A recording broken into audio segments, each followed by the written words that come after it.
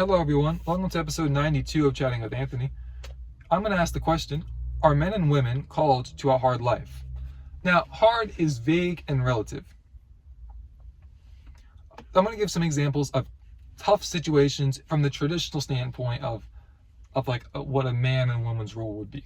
So a man would deal with financial or physical problems, and I think the women would deal more with argumentative.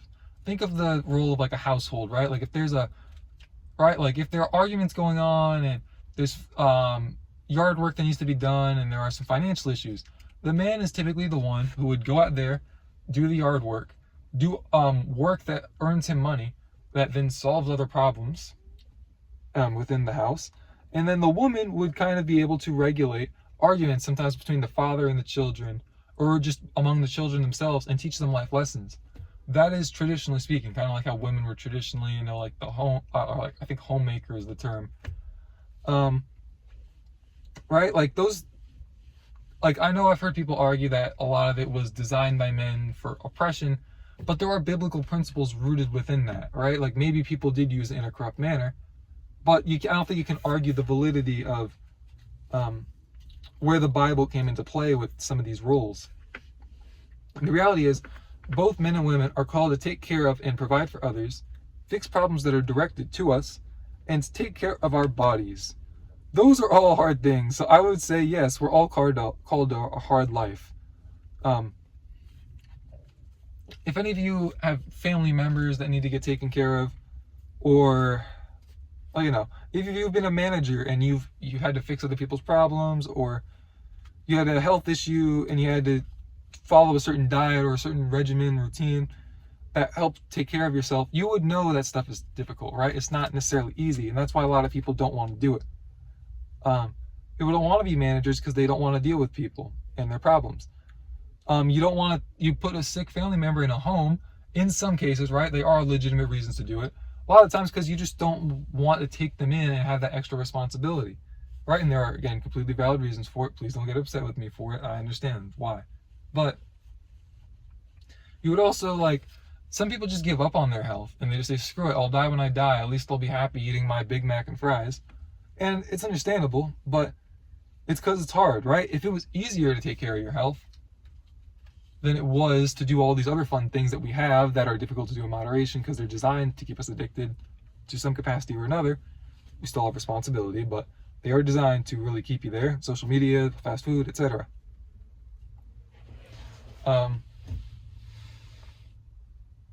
If it was easier to do the other one, then we would do it, right? People used to take care of themselves better because they didn't have, the fast food options weren't nearly as unhealthy. It also helps that you didn't have as much information, so it was easier to fearmonger, I think. I think that helped out a bit. But I'm not going to get into that right now. But I would also argue, this is going to be a continuation into the next episode 93. But when it comes to taking care of people, right? The ones that need to be taken care of, right? Like I know that I used to look at people in that scenario and be like, man, look, I wonder what that's like how lucky that is. Not the situation they're in, but just like having people always take care of you. It's almost like being a kid again. But I've realized as I get older, they have, with less freedom, they can't enjoy life to the same capacity that you do. They cherish little things that most people take for granted. We take for granted what others pray for. It's that concept, right?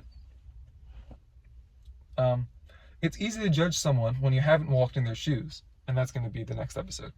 But you don't realize how, just sitting here in my car with the ability to drive where I'm going to drive afterwards is such a blessing from God, right? You don't realize it until later, until you factor in people can't do this. People have to live their life in a wheelchair, or they can't walk, or whatever the case is. And I can get up and run and walk and work and eat what I want, and I know how to take care of myself. God's blessed me with this knowledge, and I live in this land that provides me the opportunity to grind and have a better life for my family, and I'm not just subject to a reality that was imposed by someone that sits in an office all day and hasn't lived my life.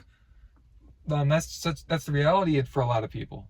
across nations, across the world, across the street from you, depending on their unique situation. It's easy to judge them.